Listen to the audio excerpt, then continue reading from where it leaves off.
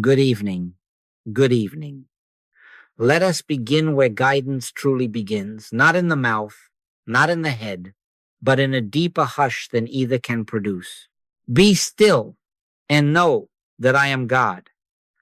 Do you see that the order is not speak much and know, but be still and know? Guidance, when it is of God, is not a trumpet in the intellect. It is a settling, it is a presence, and then, quite naturally, a direction appears without argument or fuss. After the earthquake, a fire, but the Lord was not in the fire. And after the fire, a still small voice. The still small voice is not small because it is weak. It is small because it is without noise. It does not plead. It reveals. Words have their place. Words can point. They can prime the pump. But words are only auxiliaries. Words sometimes are an interference. The more anxious we are to get a sentence, a sign, a method, the more we clutter the very room into which guidance would enter. The mind rehearses formulas, stacks affirmations, rolls a rosary of right ideas, and then wonders why there is no light. Too much talking at the altar keeps us from noticing the fire that already burns there. Take thy shoes from off thy feet is the first instruction to a soul meeting God. Strip the noise. Drop the eagerness. Cease the mental gymnastic. Stand on holy ground, bare, receptive, unarmed. I am asked again and again, how do I know I am hearing spirit and not my personal mind? You cannot know by excitement. You cannot know by eloquence. You cannot know by the fact that a phrase keeps repeating in your head, by the peace that precedes any content, by the relaxation of the clutching will, and by what follows in life. But we will not run ahead of ourselves tonight. Stay with the first step. Value quiet more than clever speech. When the phone rings and someone says, help, your words should not grow long. My conversation is usually limited to, I will help you. Then I stand by in consciousness. Do you follow that? I do not correct their theology, and I do not parade my metaphysics. I will help you and then silence. Because only in silence does the presence have room to govern. Our difficulty is not that God is far. Our difficulty is that we try to drag God into our thought tangle and have him speak English to our agitation. Spirit does not debate our hurry. It dissolves it. Peace I leave with you. My peace I give unto you, not as the world giveth. Peace is not the world's quiet after the storm. It is the presence that unmakes the storm's authority. Let this be your first signpost on the way to discernment. Do not seek speech. Seek the one who speaks. The mark of that one is a hush that requires nothing from you to be true. In practice, then, when you reach for guidance, sit down inside yourself. Close the inner door. If a dozen right ideas jump to their feet, politely ask them to sit down. If you want a phrase, take only this. I will help you, spoken to the neighbor, and spoken to your own heart. Then listen without listening for a syllable. Yield. Do you see? The tree does not strain to be a tree. It abides and bears fruit in season. So with you. Guidance will become evident not because you coaxed a sentence out of the infinite, but because you ceased to crowd the infinite with your sentences. In that uncluttered room, the still small voice is the only sound left, and even that sound is more like light than like language. By your life experience, by the fruitage, you will know we have started rightly. Now let us give the silence a shape, not by adding noise to it, but by uncovering what the silence already holds. The infinite way is built around a few words. The first of these words is as. The second is. If you can let these dwell in you, not as slogans, but as a state of being, you will find discernment rebuilt without argument. Do you see? As means God appearing as individual being. Not God up there sending telegrams to a someone down here. Not a distant will pushing a local pawn. I and the Father are one. He that hath seen me hath seen the Father. God the invisible appears as Son the visible. That is the meaning of as. Guidance, then, is not a message to a separate person. It is life expressing as you. When the river flows as the riverbed, you do not ask the stream to advise the stones. The stones and the stream are one movement. So with you, when you dwell in as the sense of separation, the waiting for a voice to cross a distance falls away. The one is already the only, expressing itself where you are. This is my beloved Son. Hear it not as flattery, but as truth. The Son is God as you. Do you follow that? Is means present, isness, harmony is, wisdom is, love is. You are never trying to make these appear. You are recognizing what already is. You are not trying to make 2 times 2 become 4. You are realizing it is 4. You are not trying to pull peace out of a hat of agitation. You are letting the already present peace announce itself as the only presence. Son, thou art ever with me, and all that I have is thine. Ever with me now is. All that I have already is. Under is. Discernment ceases to be a hunt and becomes a beholding. The answer is not manufactured, it is witnessed. It is not your cleverness. It is the effortless event of what is appearing as what you are doing, where you are standing, with whom you are speaking. Do you see how as removes distance and is removes struggle? One collapses the notion of a far-off God. The other collapses the compulsion to cause God. Together, they strip imagination of its stage and its applause. Imagination loves distance. It loves the drama of getting to God, of coaxing a sign, of earning a message. Imagination loves struggle. It loves the heroics of making something happen in spirit. But spirit needs no travel and no effort. Spirit simply is, and spirit appears as. In the light of as and is, the personal mind loses the oxygen for its fantasies. And you find yourself resting, not deciding, not dramatizing, resting. From that rest, movement happens. Words come when needed. Silence reigns when words are a theft. Doors open without a doorknob, turning under human strain. By your life experience, by the fruitage, you will know. Try this the next time you seek guidance. Pause and let the inner sentence form not as a thought, but as recognition. God is manifest as individual being, as me, as this moment, as this meeting. Then rest in is, harmony is, love is, direction is. Wait, not for a phrase, but for the weight to lift off your shoulders. When the weight lifts, you may find a telephone number to dial, or you may find that the situation dissolves without your dialing. If it is as and is, it will be simple, unforced, and fruitful. Hold the words lightly. Do not chant them to bully your mind.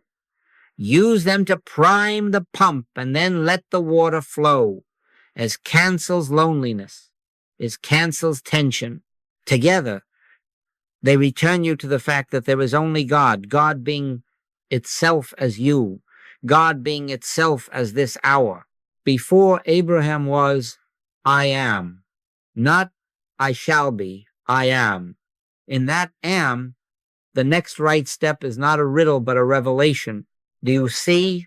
Now, having set as and is as the ground beneath our feet, let us turn on the light to see what has been stealing our shoes. The great impostor is not a person. It is not your mother's temperament, your father's fears, or your private uniqueness. It is impersonal suggestion, the age-old mesmerism that would make two powers appear where only God is. Scripture says Satan himself is transformed into an angel of light. Do you see? The impostor does not come as vice with horns. It comes as guidance with a halo. It speaks loudly. It speaks urgently. It flatters. It threatens. And then it insists that its heat is the Holy Ghost. Notice its mechanism. The personal mind loves drama, so it manufactures crises to justify its heroics. It loves urgency, so it whispers, now, or you will miss your one divine chance. It loves self-importance, so it congratulates you with secret messages, private dispensations, and exclusive paths that make you a somebody among somebodies. It piles up words, interprets coincidences as decrees, and then assures you that intensity is proof. It intoxicates with pictures, the perfect house, the shocking headline, the spiritual promotion. And if you contradict it with silence, it ups the volume and calls your quiet a failure. Do you follow that?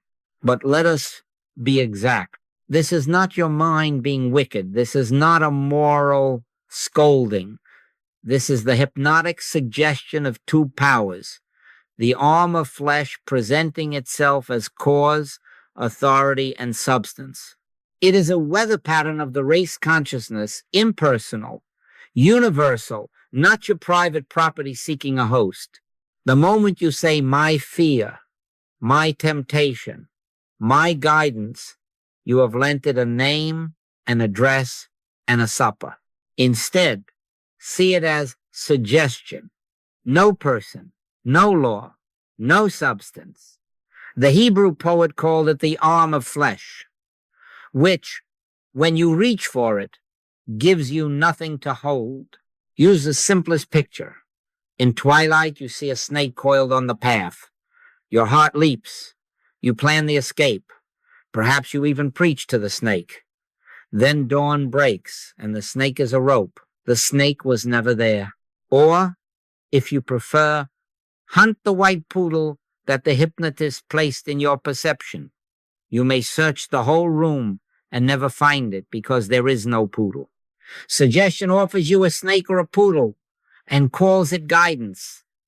Light God realization reveals rope and emptiness.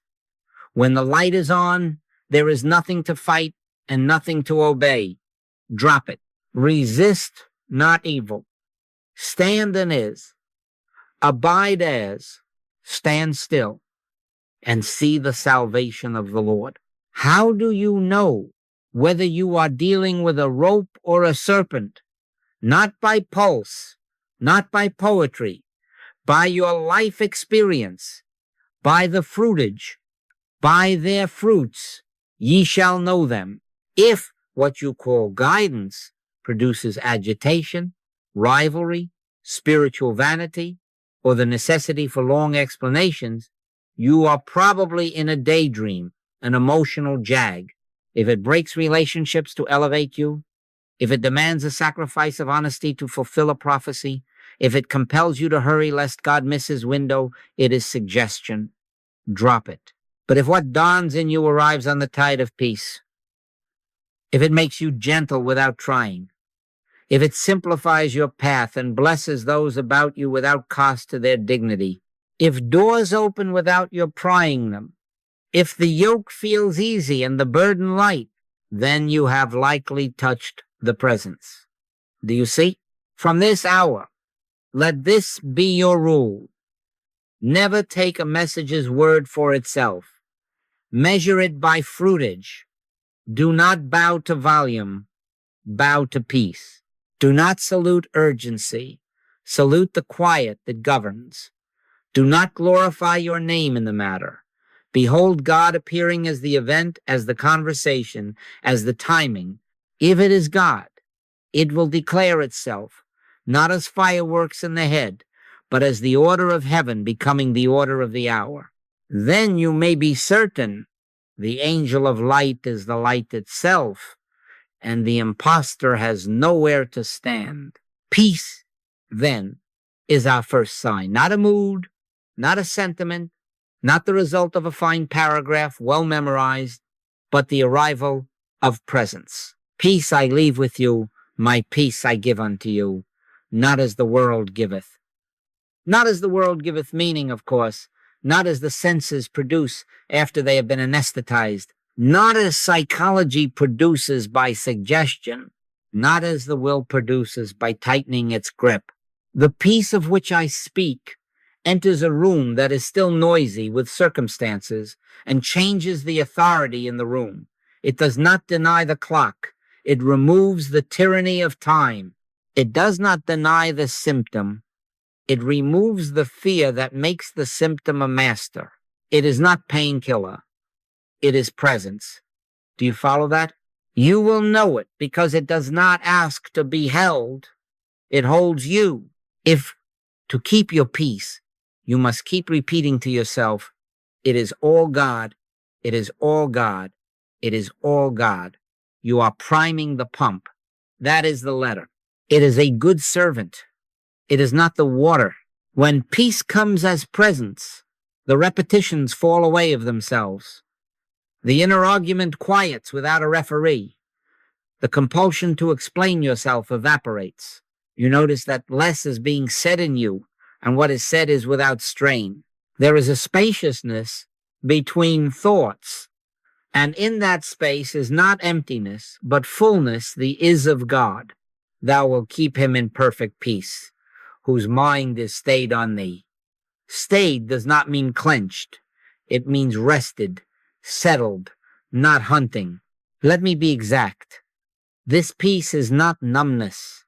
Numbness lowers the light so you cannot see the furniture. True peace turns on the light so you see there is nothing to bump into. Numbness shrinks your capacity to feel. True peace enlarges it without pain. Numbness cannot look at a medical report. True peace can read it and not tremble. Yea, though I walk through the valley of the shadow of death, I will fear no evil. The valley may still be there. The shadow loses its jurisdiction. The arm of flesh appearances, time, odds, has no statute to enforce. Do you see? Internally, this is how it feels. The shoulders drop and you did not tell them to. The breath takes a deeper course and you did not coach it. The running commentary, the critic, the cheerleader, the prophet of doom goes off duty without your firing them. The need to convince yourself or anyone else goes out with the rubbish. You find you are not auditioning for God with bright ideas. Instead begins to register. Harmony is, life is, love is.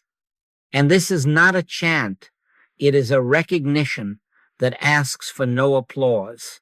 In that recognition, as becomes natural God appearing as individual being, as you, as this very minute. You do not try to import God into the situation. You behold God as the situation's reality, and so the heat goes out of it.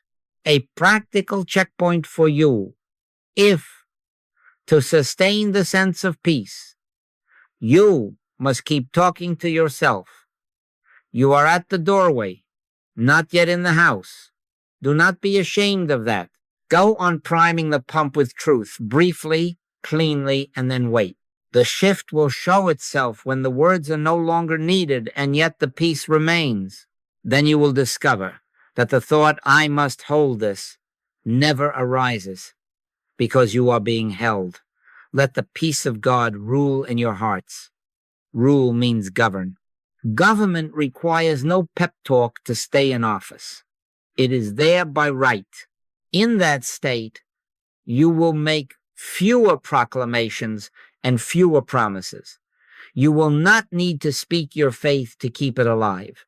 You will notice that when a call for help comes, I will help you is enough. And you mean it without strain because you are standing in a presence that does the helping as you. Peace is not a curtain between you and facts. It is a window through which facts are seen for what they are. Appearances without selfhood, suggestions without law.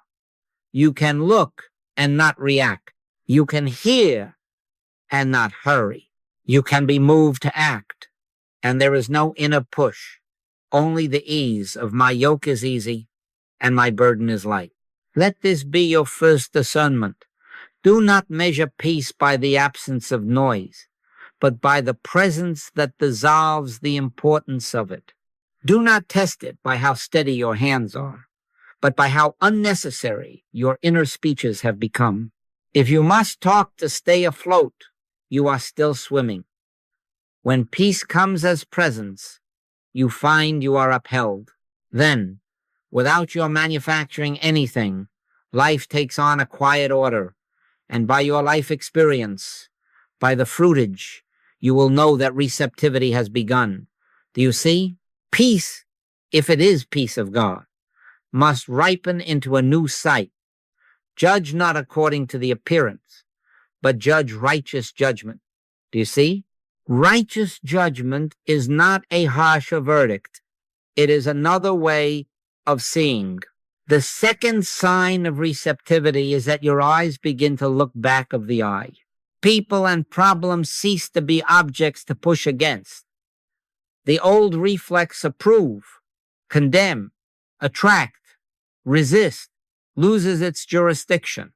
You are no longer bounced between human good and human evil like a cork on a tide. You begin unseeing both, not by denial, but by beholding the one who is appearing as the seen. We walk by faith, not by sight, meaning, of course, we walk by the inner recognition of is, not by the loud report of sense testimony. When a report comes, sickness, shortage, insult, take this as your first movement. Give not a thought to the person or to the condition. Do not fix the face. Do not rehearse the words. Do not pet the symptom. See the arm of flesh. The entire picture is nothingness. Suggestion only. The snake that turns out to be a rope when light dawns. Drop it. Then, in that cleared awareness, let as and is do the seeing. God appearing as individual being this very one. God being what already is, life, wholeness, order. You are not trying to fix a human picture. You are witnessing the Christ, where the picture claims a selfhood and a law. Blessed are the pure in heart, for they shall see God. Purity here means uncluttered by reaction, unhooked from for and against. And then, naturally, you see God. God is this man. God is this woman. God is this hour. Receptivity corrects judgment. Without it, we grade each hour. This is a good doctor's report. That is a bad bank balance. This is a kind neighbor. That is an enemy. With it, the pairs collapse. You are not sentimental about the kind neighbor, nor scandalized by the enemy. You stand where the Master stood, who said, Father, forgive them, for they know not what they do. That is not leniency toward wrongdoing. That is recognition of hypnotism, universal belief in two powers parading as person. The wrongdoer is not a self with a separate mind. The wrongdoing is not a law. When this registers, something in you stops arguing cases. The court is adjourned. The judge is won. Let me illustrate in the most ordinary way. A difficult conversation is ahead. Someone who has accused you unjustly, or a superior who belittles your work. The human instinct is to compose a better argument, to win. The spiritual instinct, born of receptivity, is to behold. Before you enter the room, sit down within. Give not a thought to the person nor to the words that may be said. Drop the whole case as arm of flesh. Then let recognition form without strain. God is manifest as individual being, as me, entering, as the other, sitting there. Harmony is. Love is. Intelligence is governing this meeting. Now you go in unhurried. You are not braced. You are available. You listen without loading your answer. You speak when words are given and are silent when no words are needed. Often you will discover that your very seeing disarms the heat. A soft answer turneth away wrath, not because you have learned diplomacy, but because wrath cannot breathe where the Christ is beheld. Sometimes the outward facts will still challenge, yet they will not bind, and the outcome will move in a simple order that blesses both, with no victory parades and no losers' benches. By your life experience, by the fruitage, you will know this is so. How do you practice this in the hour? Briefly, cleanly, at the instant of contact with any appearance.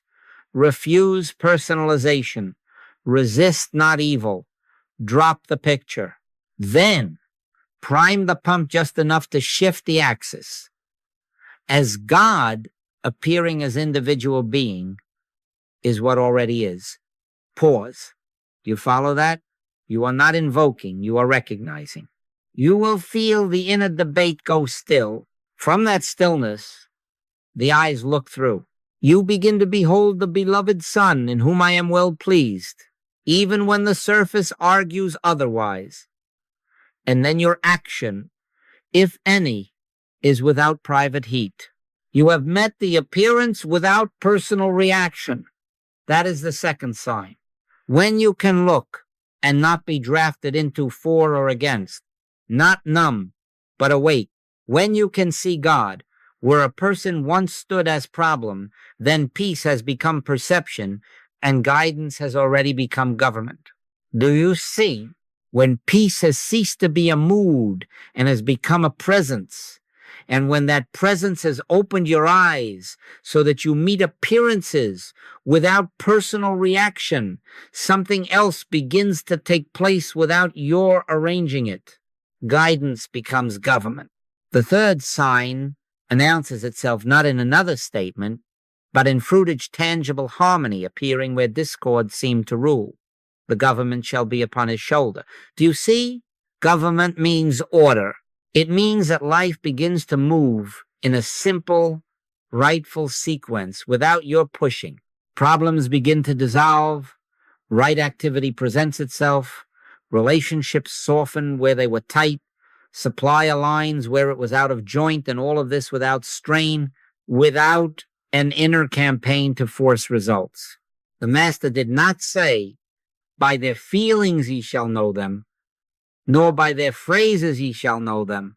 He said, by their fruits ye shall know them. Fruitage is the test.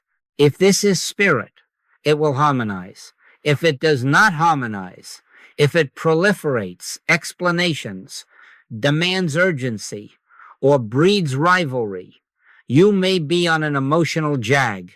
Do you follow that?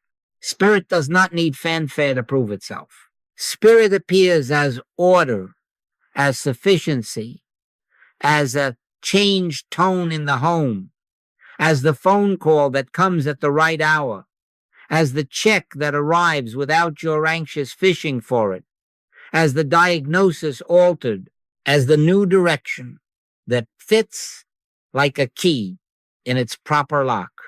You are not collecting wonders. You are witnessing government. I want you to be scientific about this, not cold, not unbelieving, but truthful. Set a simple rule before your practice. If my realization is of God, it will result in harmony, perhaps at once, perhaps over a short season, but measurably. And then watch if, following your inner work, there is less fear, fewer complications, simpler outcomes, and a blessing that leaves no aftertaste of loss for anyone involved. That is fruitage. If, after your work, there is confusion, a need to justify yourself, or a pattern that disrupts one place to relieve another, you have fallen into the arm of flesh, mere mental maneuvering. Drop it. Return to as and is. Let the presence reestablish itself and wait. Do not be childish about timing. Sometimes the fig tree withers at once. Sometimes the seed grows.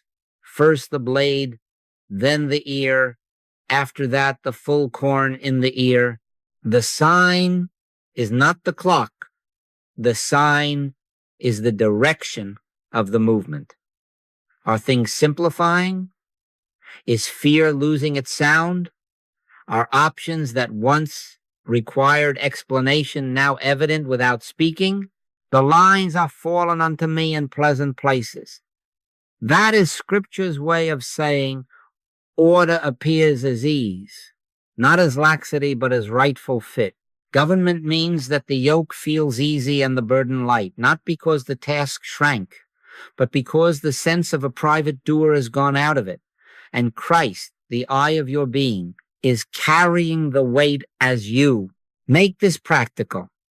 Keep a quiet record of outcomes, not to boast, not to print testimonials, not to rest on yesterday's manna, but to train your discernment by results. Put it in a small notebook or in the corners of your heart. The date, the call, the recognition you rested in perhaps only as and is, and then the fruitage observed. Do not embroider. Do not excuse. Simply note. Over weeks and months you will see a pattern where you stood aside and let presence govern. Harmony appeared. Where you tried to help God with words and will, the tangle grew. This is education. This is how you cease to be impressed with imagination's fireworks and become impressed with spirit's quiet government. Let me give you the tone of it. A man phones in panic over a debt due tomorrow. I do not teach him finance. My conversation is usually limited to, I will help you. Then I stand by in consciousness, and behold is omnipresence, omniscience, omnipotence as this very circumstance.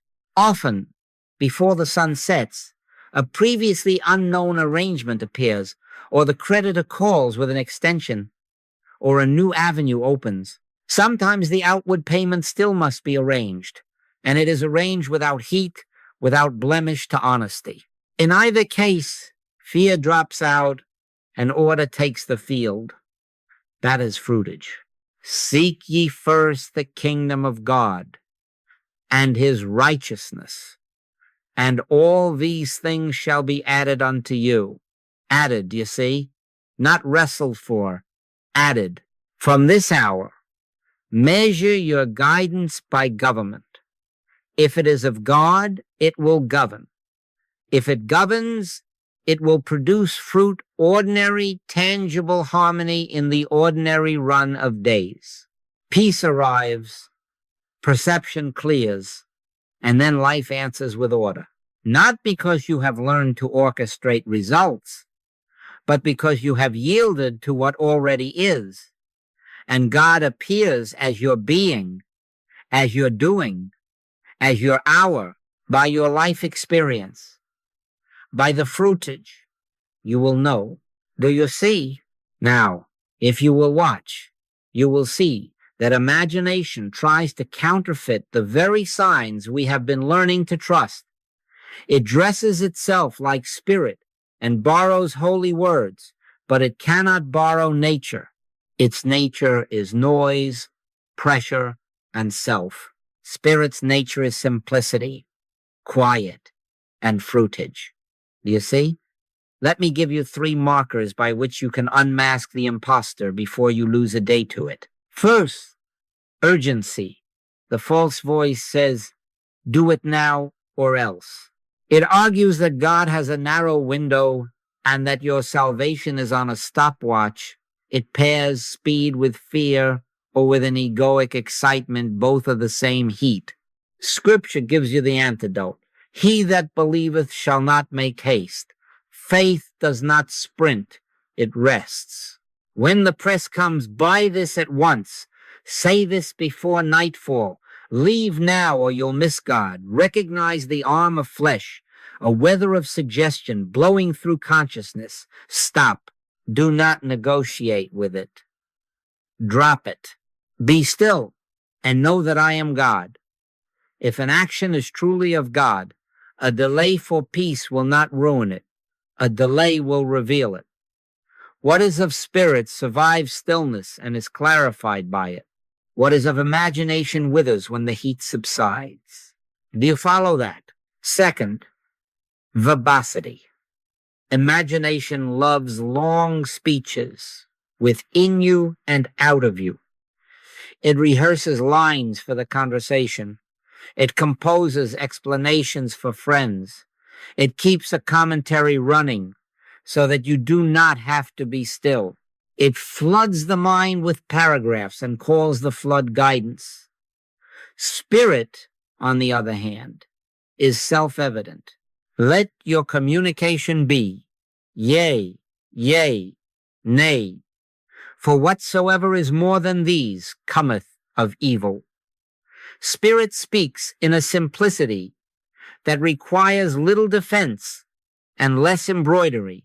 One inner word, if it truly is of God, contains weight without rhetoric. My conversation, is usually limited to, I will help you. Not because I have nothing to say, but because the presence, once realized, does the saying as needed. When you catch yourself building a case, weaving a beautiful sermon to force peace in, stop. That is priming the pump gone proud. Return to as and is.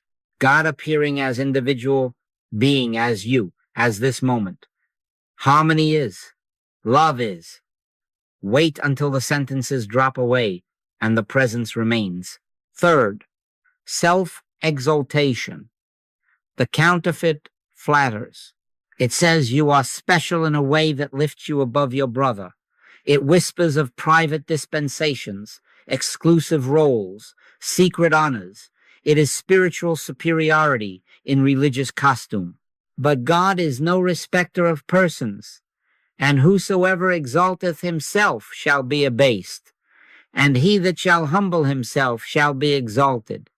True guidance humbles and universalizes.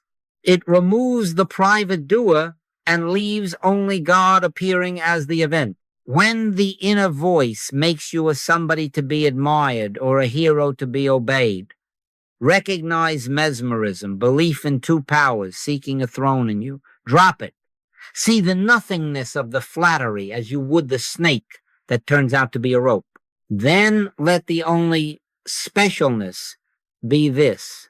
This is my beloved Son, in whom I am well pleased. Not about you alone, but about all identity, God appearing as all. Now here is your quick correction whenever any of these three show up. Stop. Do not move your feet. Do not move your tongue. Let every inner argument stand down. Give not a thought to the person or the condition. Give not a thought to the message itself. Acknowledge, silently and simply, God is manifest as individual being as me, as this hour. Harmony is, peace is, government is, wait until peace is. Presence, not effort. Only then take the step, if there is one. And afterward, as always, measure by fruitage. Did the action simplify life? Did it bless without cost to another? Did it require fewer words, not more? Did it leave you freer of self? If so, spirit was in it. If not, you have had an emotional jag. Drop it and begin again. Do you see? Spirit proves itself not by volume, not by hurry, not by pedestal, but by quiet government unfolding as ordinary harmony in the ordinary run of days. Practice must be simple, orderly, and humble. In the beginning, you will find yourself consciously knowing truth, placing before your thought, as one lights a match in a dark room, the statements that anchor you in reality. Do not despise this. The letter killeth, but the Spirit giveth life.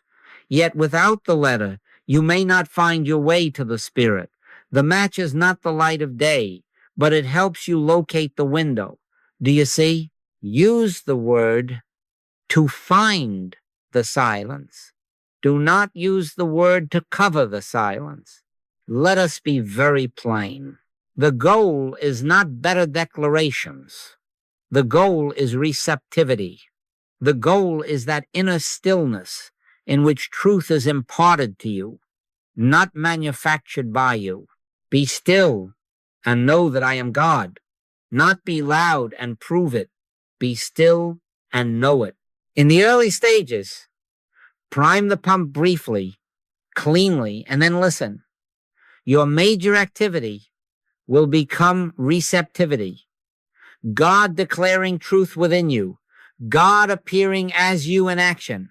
But until the listening ear is trained, give yourself a few anchors so that the mind knows where to look. Here is a rhythm you can live with.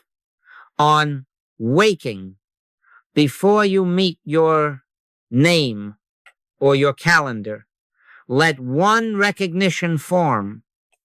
God is manifest as individual being, as me, as this day. Harmony is, life is, love is, abundance is, omnipresence is, I am. Do not embroider it. Do not argue it into place. Place it gently and then wait 5 seconds in simple alertness. If words want to rush in, stop at once. The presence requires no pile of syllables to hold it. This is not a marathon. This is a door held open.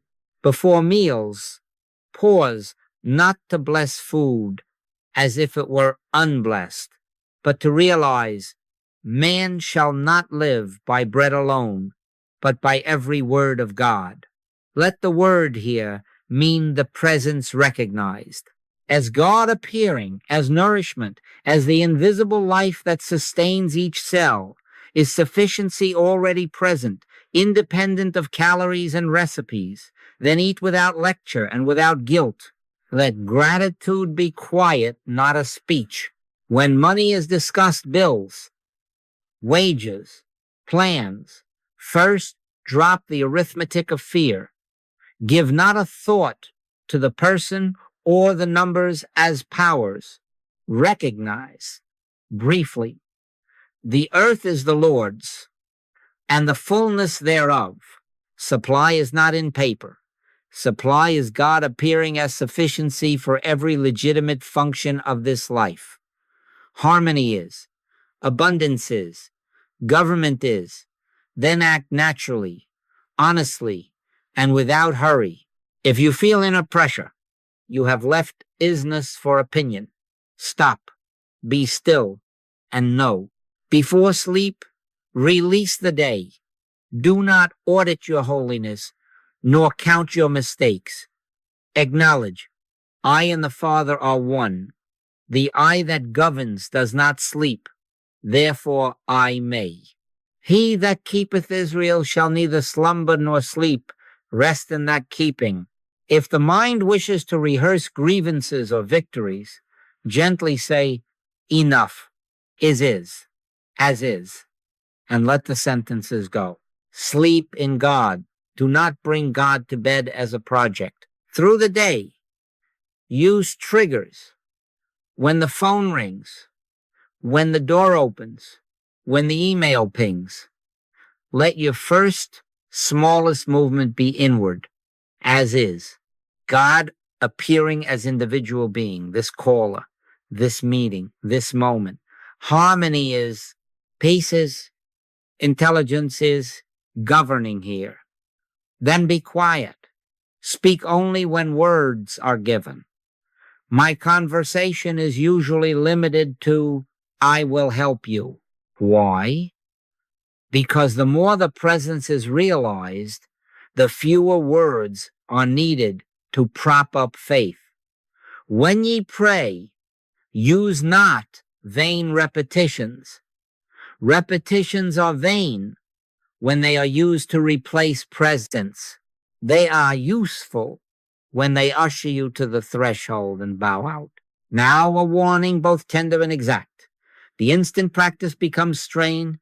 You have left the spirit and are worshiping a technique. Drop it. Technique is an arm of flesh when it claims to be cause. You are not saved by correct phrasing. You are made free by truth realized.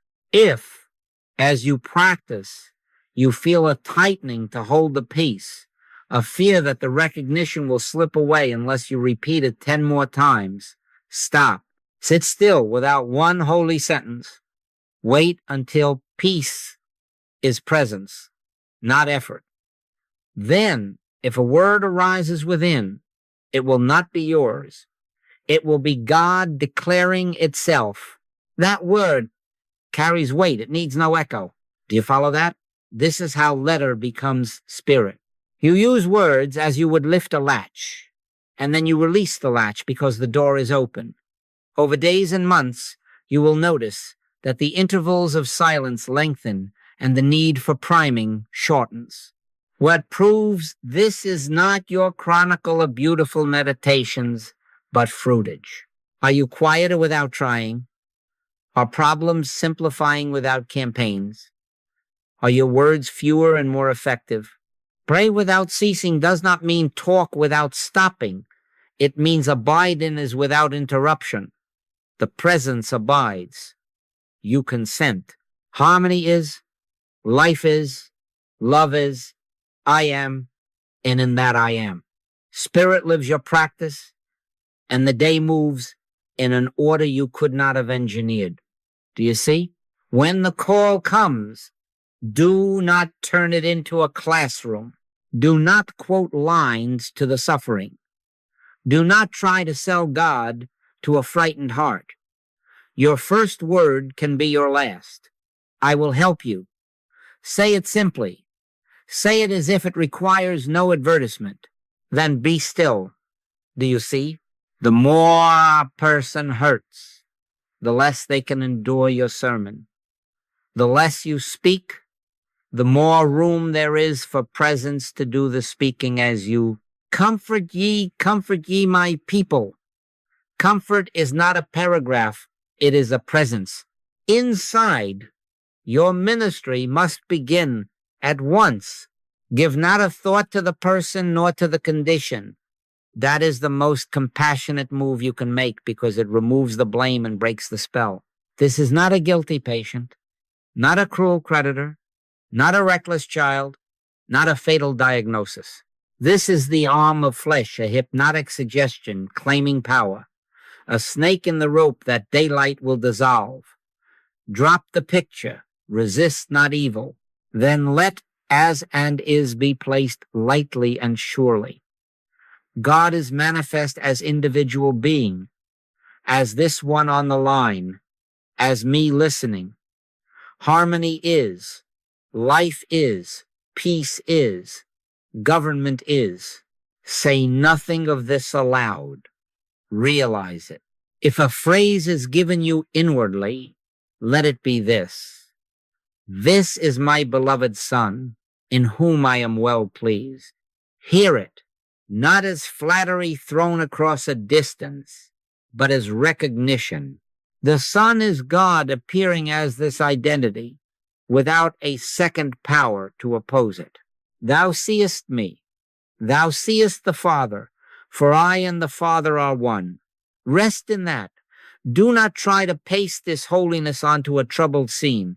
Behold it already present as the only selfhood there is. Then your outer voice may add only what love requires.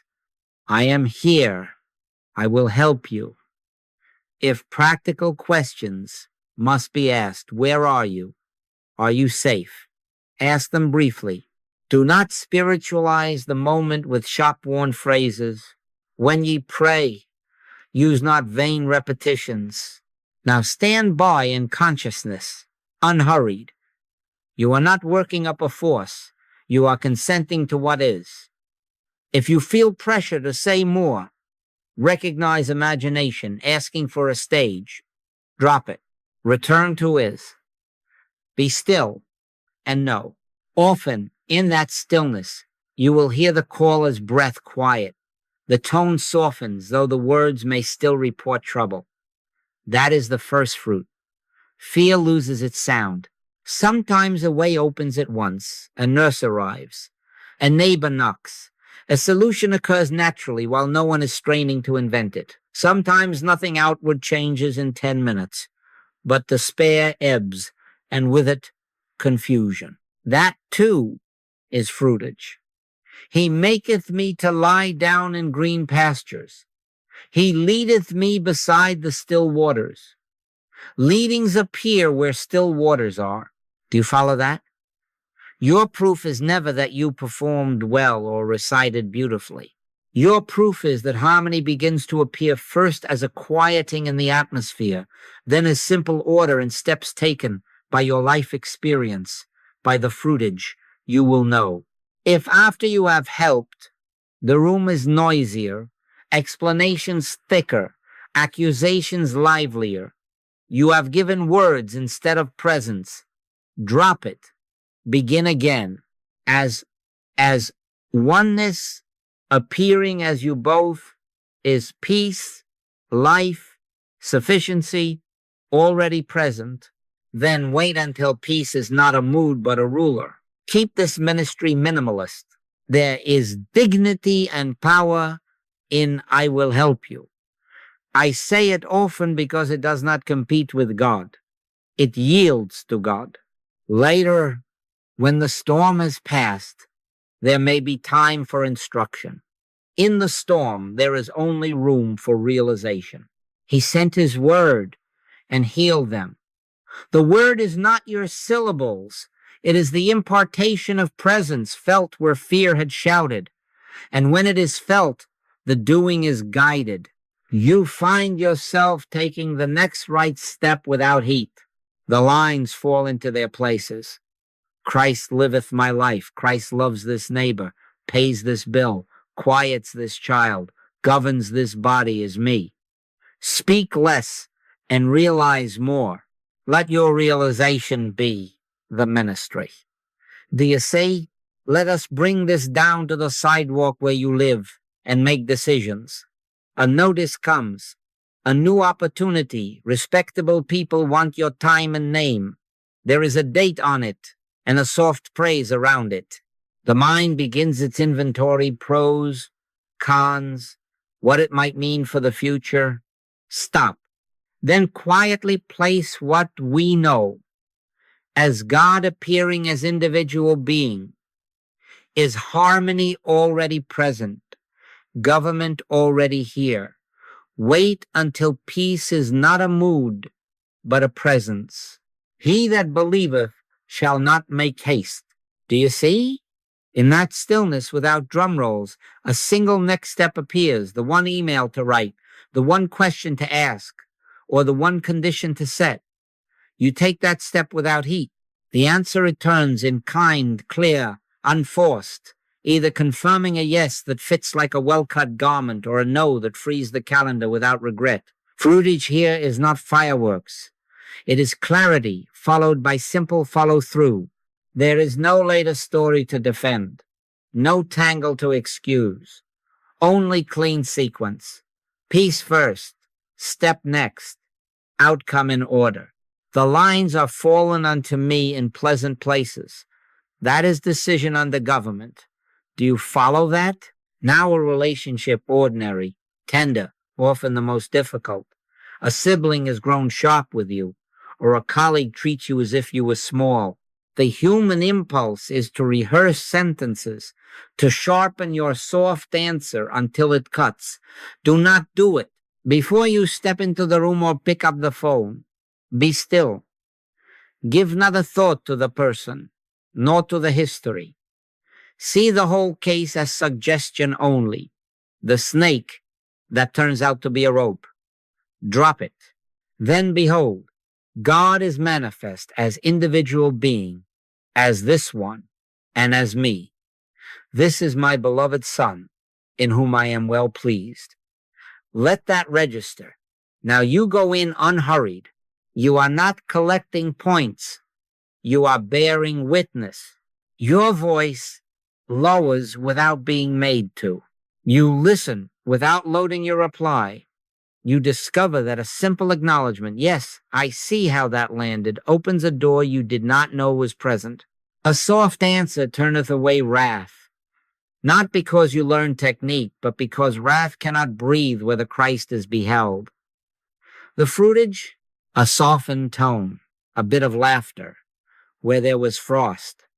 And more than all, an unexpected cooperation, a shared solution neither of you had on your agenda. No one lost. Both were blessed by your life experience, by the fruitage. You know that you did not win anything. You witnessed the one, and government followed. And now the hour most of us meet more than once, tightening in the chest at 3 a.m., about health or money or both. The browser wants your attention. The calculator wants a verdict. Stop. In quietness and in confidence shall be your strength. Give not a thought to symptoms or to sums as causative. Drop them.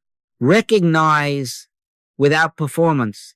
Life is, peace is, supply is, as God appearing as the activity of your body and as the function we call provision.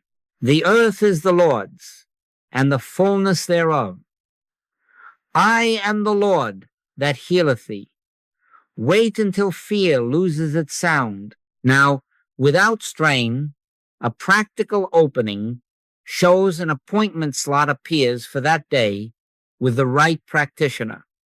A neighbor mentions a clinic you had not considered.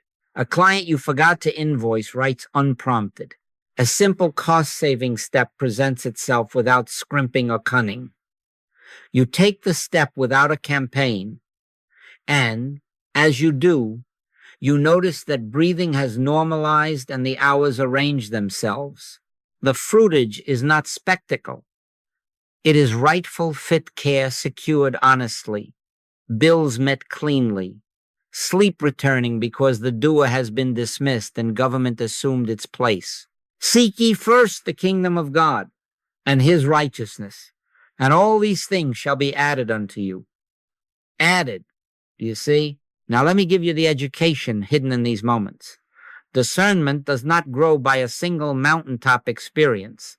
It grows by repeated proof in small fields. First the blade, then the ear, after that the full corn in the ear. Keep your quiet ledger. Peace first, perception next, fruitage following. Each ordinary harmony trains you to trust the presence over imagination's pressure. Then, when the larger hour comes, you will not ask for a sign. You will rest in is, behold as, and watch government appear as the day itself. By your life experience, by the fruitage, you will know. Do you follow that? Now we come to the inner covenant that all this teaching has been preparing you to make, not once as an emotion, but daily as a way of being. The covenant is this: I live, yet not I, but Christ liveth my life. That is scripture. I am crucified with Christ. Nevertheless I live, yet not I, but Christ liveth in me. Do you see?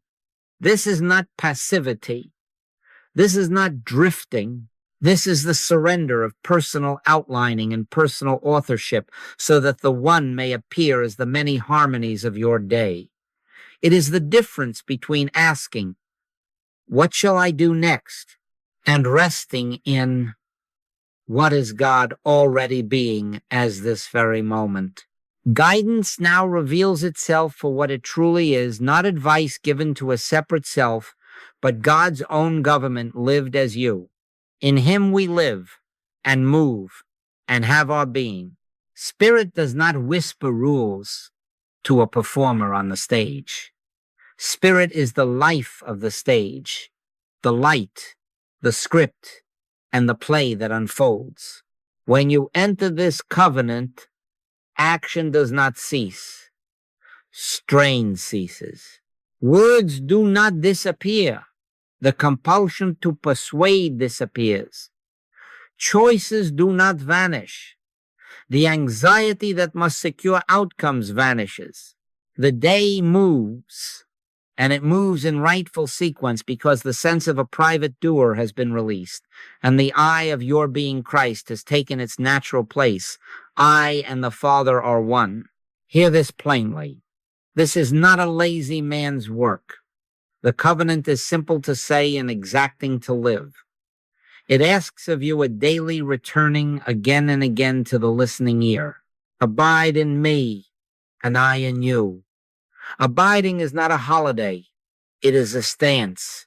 It means that when imagination grows urgent, you remember, he that believeth shall not make haste. When verbosity rises, you remember. Let your communication be, yea, yea, nay, nay. When self-exaltation whispers, you hear, God is no respecter of persons. And each time you drop the arm of flesh and re-enter as, and is, God appearing as individual being, as you, as this hour. Harmony is, peace is, government is. Do you follow that? What happens then is not mystical fireworks. It is maturities in the ordinary. Peace is no longer a visitor that knocks now and then. It lives in the house. You will find yourself walking into rooms you once dreaded and discovering that you have nothing to defend and nothing to attack. That is the new perception as a habit, not a stunt. And fruitage, oh yes, fruitage stops being proof you check like a laboratory technician and becomes the atmosphere in which you work. Problems simplify before they escalate. Right contacts appear without a campaign. The tone of your home changes and stays changed. Supply arrives at the right measure without cost to honesty or to another. The lines are fallen unto me in pleasant places. This is government as continuity. Do not misread me. There will still be temptations to outline, to hurry, to gather results and make an identity of them. In those moments, renew the covenant without drama, silently, even in the middle of a sentence you are speaking. Turn within. I live, yet not I. Christ liveth my life. Then be still for an instant until peace is present. If there is a word to speak, you will hear it given. If there is a step to take, it will present itself as the unarguable next. If there is nothing to add, you will have the strength to say nothing. Thy will be done ceases to be resignation and becomes recognition. What is already true is governing here. Make the covenant practical. Let it shape your calendar. You will notice appointments arranging themselves with fewer collisions. Let it govern your money. You will handle affairs cleanly, without cleverness, because sufficiency is no longer a gamble but a presence. Let it rule your relationships. You will cease rehearsing lines to win and begin bearing witness to the Son where you stand. This is my beloved Son, in whom I am well pleased. Not said to flatter, but realized as the only identity in the room. Then you will watch how wrath cannot breathe there, how need finds its answer without anyone losing. And so the ark comes full.